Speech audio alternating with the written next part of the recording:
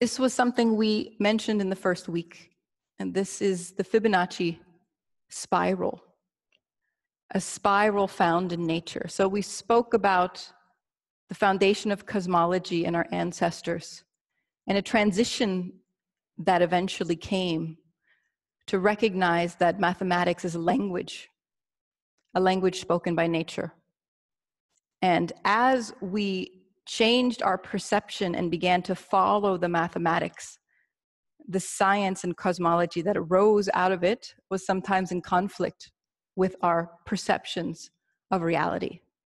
And the shift in cosmology really began from ancient to modern when we were able to follow the mathematics and begin to drop away some of the perceptions of how things should be.